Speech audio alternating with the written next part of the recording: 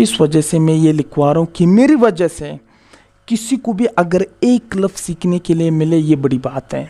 It is honour for me. Okay, अस्सलाम वालेकुम, how is everybody? I hope everybody is fine. Allah है। You see what a great slogan.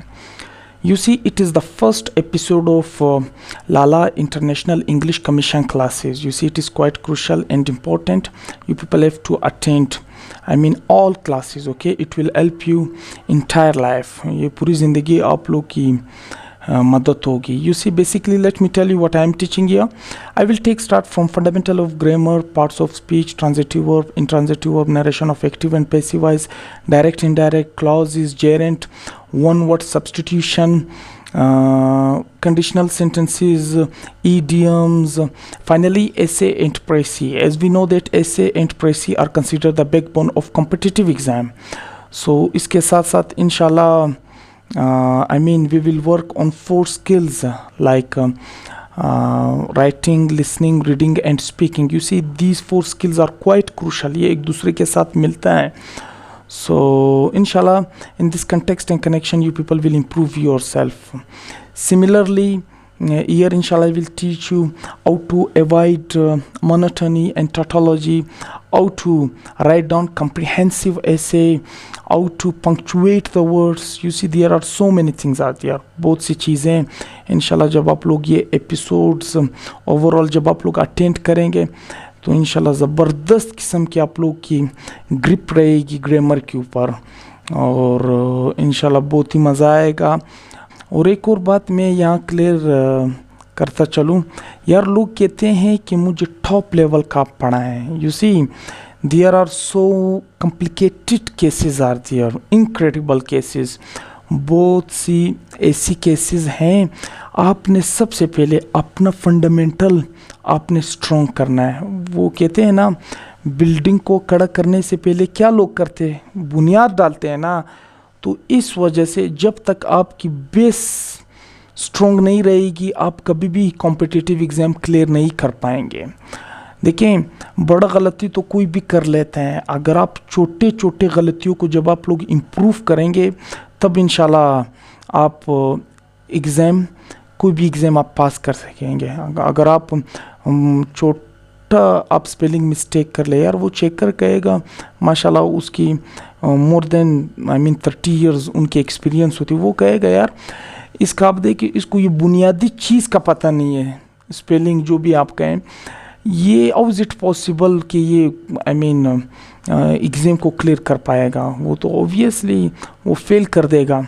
तो कहने का अल्फाज ये, जब आप छोटे छोटे चीज़ों के ऊपर जब आप काम करेंगे तो आपका सानी इस दुनिया में नहीं होगा. बिलीव मी, ये मेरी बातें आप लोग ज़ेनशीन करते जाएं, इंशाल्लाह ये पूरी ज़िंदगी आप लोग को काम आएगी. और शायद ये 10-15 साल के बाद लोग आप लोग को बताएं. I am sorry to say that. हमारी जो यूनिवर्सिटीज़ हैं, आप वहाँ चले जाएं, टीचर पढ़ा रहा होता है, अगर आप कोई सवाल कर लें तो वो मार्कर फेंक देता है.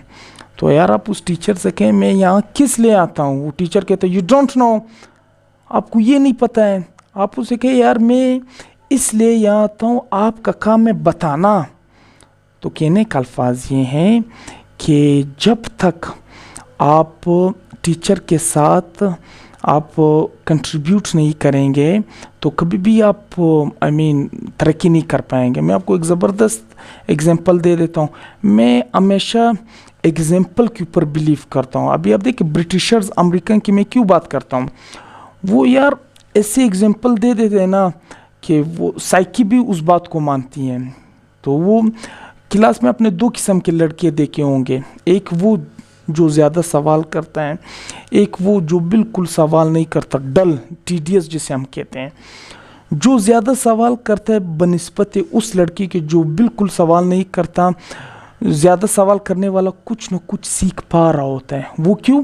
क्योंकि वो टीचर के साथ लगा हुआ होता है. टीचर के साथ उसके ज़हन में थोड़ी बहुत गलत भी हो सकता है, सही भी हो सकता है, आइडिया आ रहा होता है. तो इससे उसको बहुत कुछ सीखने के लिए मिल रहा है. तो हमारे यहाँ बदकिस्मती आप देखें, टीचर को आप सिर्फ सुन रहे होंगे, आप सवाल नहीं कर सकते. ऐसे भी अच्छे टीचर्स भी हैं, नो डाउट. ऐसे टीचर्स हैं कोई भी चीज़ वो स्टूडेंट्स को देखकर वो बता देते हैं, बेटा आपको ये कन्फ्यूजन है, मैं आपके लिए क्लियर कर देता हूँ। ऐसे भी टीचर हैं, लेकिन मैं मेजॉरिटी की बात कर रहा हूँ। Are you people getting what I am saying? बड़ा गौर से ये बातें सुने। तो वो बिल्कुल वो स्टूडेंट को रिस्पॉन्स देते ही नहीं है। तो ये ब्रिटिशर्स अमेरिकन वो क्या करते हैं, हमारा तो माशाल्लाह सिस्टम ऐसा है कि मैं क्या कहूँ कि वही पुरानी किताबें हैं, पुरानी चीज़ें, अब टीचरों को ज़ुबानी आ गई हैं। सबसे बड़ा काम जो आपने अपनी ज़िंदगी में करना है वो आपने अपनी क्रिएटिविटी लेवल क्लियर करना है। I mean if you work on it, so believe me कि आप इतनी तरक्की कर पाएंगे कि दुनिया आपको देखती रह जाएगी। क्रिएटिविटी लेवल पर जब तक आप काम नहीं करेंगे आप कुछ भी नहीं कर सकते हैं। हमारे यहाँ वही क्रेमिंग सिस्टम है, रटा, जिसे हम आसान अल्फाज में कहें। तो जब आपकी क्रेमिंग सिस्टम ख़त्म हो जाएगी, जब आपकी क्रिएटिविटी लेवल इंक्रीज होगी, बिलीव मी आप ऐसे चीज़ें आप दुनिया में दरियाफ्त करेंगे कि दुनिया आपको देखती रह जाएंगी। तो ये ब्रिटिशर्स अमेरिकन बच्चों को स्पेशल टास्क देते हैं कि बेटा आपने ये काम करना है और इसको आपने कंप्लीट करके लाना है। तो बच्चे कन्फ्यूजन फेस कर लेते हैं, स्लोली एंड ग्रेजुअली उनको चीज़ों की आइडियाज़ के बारे में पता चल जाता है, फाइनली वो टास्क पूरा कर लेता है। नो डाउट मुश्किलात पेश आ जाती हैं। तो हमारे यहाँ तो चीज़ें तैयार टीचर देते हैं, और हमारी लिटरेसी रेट आप देखें, even Sri Lanka and Bhutan they are better than us, वो हमसे अच्छे हैं। तो बांग्लादेश हमसे अच्छा है लिटरेसी रेट का अगर हम बात कर लें। सो इंशाल्लाह यहाँ बहुत कुछ सीखने के लिए मिलेगा, आपने सपोर्ट भी करना है, बहुत मज़ा आएगा इंशाल्लाह। सबसे मेरी जो हेम टारगेट है बुनियाद को बनाना और चीज़ों को क्लियर करना। कभी कभार आपने देखा होगा दादा जब कोई बात कर रहा होता है, कहानी जब हमें सुना रहा होता है, हमें वो कहानी समझ आ जाती है। अगर वही कहानी टीचर हमें इंग्लिश में सुना, हमें कभी भी समझ नहीं आती, क्योंकि जो दादा हमें बता रहा होता है हमारी क्रिएटिविटी लेवल क्लियर होता है उसमें। पश्तो में जो भी मादरी ज़ुबान है आप लोग का, इंग्लिश का हमें इस वजह से समझ नहीं आता क्योंकि वो जो वर्डिंग है, जो अल्फाज है, वो हमें समझ नहीं आ रहा होता है, हमारी क्रिएटिविटी लेवल उसमें बिल्कुल क्लियर नहीं है। तो कहने का अल्फाज ये हैं कि इंशाल्लाह ज़ीरो से टॉप लेवल तक जाएंगे, छोटे छोटे चीज़ों को समझेंगे और समझना है। ये नहीं कि जो डेफिनेशन में लिखवाऊँ आप लोग ने वही याद करना, नो, आप जस्ट उसी डेफिनेशन को आप अपने अल्फाज में किसी के सामने आप कन्वे कर ले, ये बड़ी बात है। फॉर एग्जांपल आपसे कोई कहे what do mean bye passive voice, आप कहें असल में पैसिव वॉइस की ये डेफिनेशन है, it is a form of verb wear the work is done on subject. Fail की वो किस्म जहाँ सब्जेक्ट के ऊपर काम हो, क्या कहलाता है? पैसिव वॉइस कहलाता है। फॉर एग्जांपल मैं कहता हूँ ई इज़ पनिश्ड, उसको सज़ा दिया जाता है। किसके ऊपर काम हो रहा है? उसके ऊपर। किसको मार पड़ रहा है? उस बंदे के ऊपर। अगर मैं नाम मेंशन कर लूँ, इरफान इज़ पनिश्ड, किसको मार पड़ रहा है? इरफान को मार पड़ रहा है ना, तो ये पैसिव वॉइस है। अगर आप लोगों को एक सिंपल एग्जांपल देना, तो अगर आप डेफिनेशन ना बताएं डजेंट मैटर, सिर्फ आपकी माइंडसेट क्लियर होनी चाहिए। Is it clear? So let's continue, बिल्कुल ज़ीरो से और टॉप लेवल तक जाएंगे। Yes, what do mean by letter? Let me write down. Letter को उर्दू में कहते हैं अर्फ। अगला हमारा पास है लेटर्स, इसको कहते हैं अरूफ। How many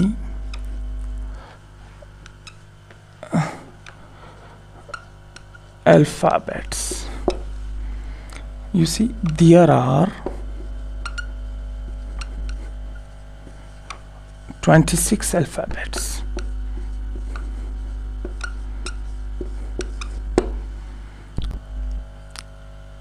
Let me write down. अच्छा, out of 26 alphabets,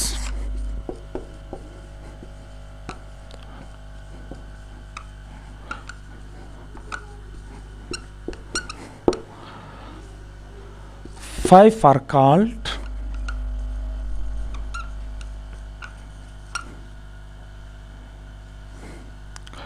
vowels.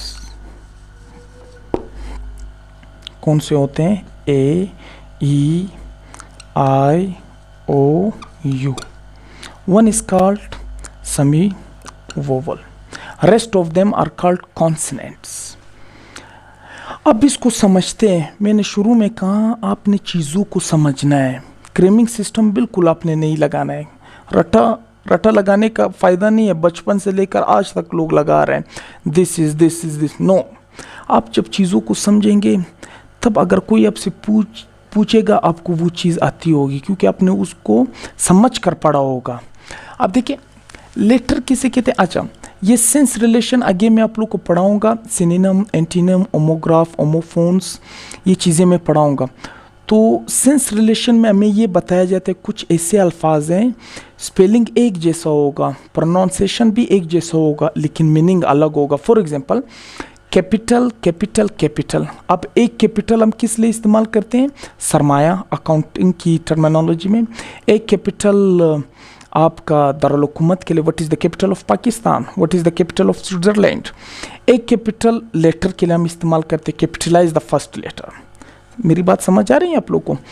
सो यहाँ जो लेटर है वो अर्फ को कहते हैं. एक लेटर तो ख़त को कहते हैं, यहाँ जो लेटर मैंने इस्तेमाल किया वो अर्फ. अर्फ क्या है हमारे पास? ये बात समझो. ए, बी, सी, डी, ये अर्फ कहलाते हैं. ए, बी, सी, ए से लेकर जेड तक हर इंडिविजुअल लेटर को अर्फ कहते हैं. लेटर्स ए से लेकर जेड तक इनको अरूफ कहते हैं. कुल कितने अल्फ़ाबेट्स हैं? There are 26. Out of 26 alphabets 5 are called vowels. Vowels हमारे पास कौन से हैं? A, E, I, O, U. One is called semi vowel. So rest of them are called consonants. अच्छा, 26 में से जब आप 5 को निकाल देंगे 21 बच जाएंगे. 21 में से जब आप 1 को निकाल देंगे 20. बाकी 20 को कॉन्सोनेंट्स कहते हैं. So now let me tell you. अब सवाल ये बनता है कि हमने वोवल्स को क्यों अलग किया? हमने क्यों डी को अलग नहीं किया? हमने क्यों एफ को अलग नहीं किया? हमने क्यों जी को अलग नहीं किया? हमने क्यों जेड को अलग नहीं किया? हमने क्यों ए, ई, आई, ओ, यू और सेमी वोवल वाई को अलग किया? वजह क्या है? सवाल बनता है नहीं बनता है? अब मैं बताता हूँ. वोवल्स का अगर आसान अल्फाज में कहें definition, vowels join a letter to give a sound and sense is called vowels.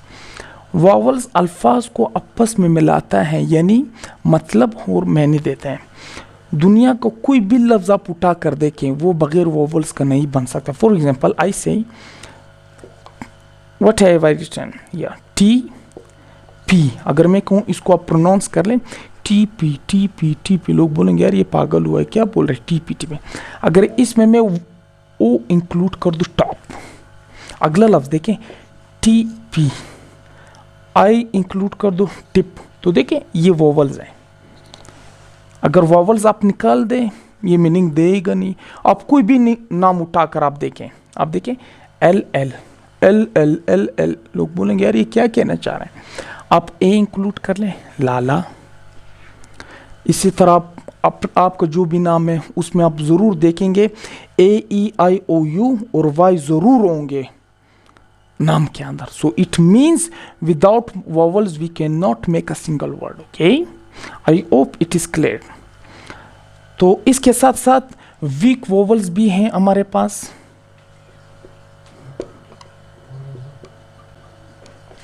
और स्ट्रॉन्ग वोवल्स भी है. ये भी मैं आप लोग को बता दूं कि इनका क्या काम होता है. अच्छा, वीक वोवल जो है वो ई, आई है. Strong vowels A, O, you.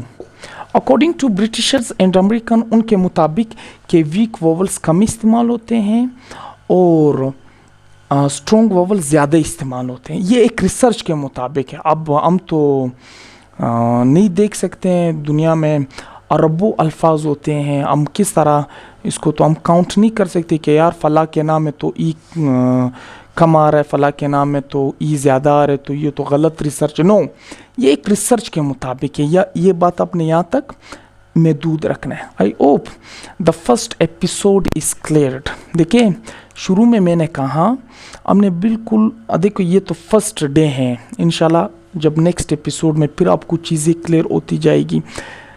अगला एपिसोड देखने से पहले मैं तो आप लोग को जानता ही नहीं हूँ. आप लोग ने एक काम करना है, आपने ये चीज़ें खुद अपने आप से पूछना है। अगर आप एकेडमी लाला एकेडमी ज्वाइन करना चाहते हैं, मोस्ट वेलकम इंशाल्लाह। यार you will improve yourself, I mean fundamental to up to ascent प्रेसी। आपने किस तरह अपने आप से पूछना, letter, what do you mean by letter? अपने आप से सवाल कर बोलो यार, ए बी सी इसको लेटर कहते हैं। What do you mean bye letters? A to Z. How many alphabets? There are 26 alphabets. Out of 26 alphabets, 5 are called vowels. Vowels का क्या काम है? Vowels के बगैर कोई अल्फाज नहीं बन सकता। मेरा नाम आप उठा कर देखें, मेरा वालिद साहब का नाम आप उठा कर देखें, अपने आप से ये सवाल करते जाएं। अच्छा, अब लोग कहेंगे यार क्यों नहीं बन सकते, ये टीवी नहीं बना। देखिए, टीवी शॉर्ट फॉर्म्स हैं, फुल फॉर्म इसकी है टेलीविज़न। ये अगर कोई आपसे सवाल करे फिर आप ये जवाब दें, तो आप वाई किसे कहते हैं? वाई सेमी वोवल को कहते हैं। रेस्ट ऑफ देम, बाकी 20 को क्या कहते हैं? कॉन्सनेंट्स। ये सवाल जब आप अपने आप से करेंगे, ये एपिसोड आज के लिए, और शुरू में जो बातें मैंने आप लोग को बताया वो आप लोग समझें। सो इंशाल्लाह इट विल हेल्प यू। अब बहुत से लोग कहेंगे लाला ये आप क्या बच्चों वाली चीज़ें पढ़ा रहे हैं। देखें, आपके लिए ये बच्चों वाली चीज़ होगी, लेकिन ऐसे भी लोग हैं उनको ये चीज़ें पता ही नहीं है। वो मैट्रिक एफएससी कर लेते हैं, बिलीव मी कि स्कूलों में उनको ये नहीं पढ़ाया जाता है what do you mean bye alphabets. वो कॉलेज यूनिवर्सिटी लेवल में सीख पा रहे होते हैं। सो दिस इज़ व्हाट, इस वजह से मैं ये लिखवा रहा हूँ कि मेरी वजह से किसी को भी अगर एक लफ्ज़ सीखने के लिए मिले, ये बड़ी बात है। It is honour for me, okay. Additionally, और इसके साथ साथ आप लोग ने ये एक काम ज़रूर करना है। ये चूँकि मेरा आदत भी बन चुका है, मेरे पास मुख्तलिफ़ किस्म के लोग आते हैं। देखें, आप लोग वाबस्तगी अल्लाह के ज़ात के साथ बनाएं। जो भी कुछ आप करना चाहते हो, what you want to do, so just believe on almighty Allah. Allah will help you. Allah की ज़ात आपकी मदद करेगी। और नमाज़ पढ़ें, आप जहाँ पर भी होंगे। अल्लाह के ज़ोर कितना मांगता है, आप ज़रा सोचिए। आप कहेंगे यार अभी वज़ू करेंगे, वज़ू के बाद फिर नमाज। देखिए, ये शैतान के गलबे होते हैं। आप अल्लाह के लिए आस्तीन उठाए जाएं। अगर आप रास्ते में अगर आप अज़ान सुन लेते हैं, तो बाइक आप किसी जगह आप खड़ा करके आप नमाज के लिए फ़ौरन जाए। देखें, फिर अल्लाह आपके लिए वसीले बनाएंगे। वो अल्लाह किस तरह बनाएंगे, वो अल्लाह बेहतर जान सकता है। तो ये बातें मेरी बड़ी गौर से सुने। इन बातों के ऊपर आप लोग ने अमल करना है। घर जब आप जाएं, कोई बुरी बात नहीं है, सलाम डालना है। पहला दिन अजीब लोगों को लगेगा यार इसको देखें 20 साल से इसने सलाम डाला ही नहीं है, आज फर्स्ट डे सलाम डाला। डजेंट मैटर, पहला दिन लोग हंसेंगे, 2 दिन हंसेंगे, तीसरा दिन ये लोग भी शौक हो जाएंगे कि माशाल्लाह इट इज़ गुड हैबिट। देखिए, छोटी छोटी चीज़ें जब आप अपने अंदर जब आप बिल्ड करेंगे, बिलीव मी, आपके लिए ये दुनिया जन्नत बनेगी, believe me. So thank you. Please दूसरों को भी हिदायत दें नमाज़ पढ़ने की, प्यार मोहब्बत के साथ। बाकी करने वाले की ज़ात अल्लाह की ज़ात है। No doubt Allah is the best disposer of affairs.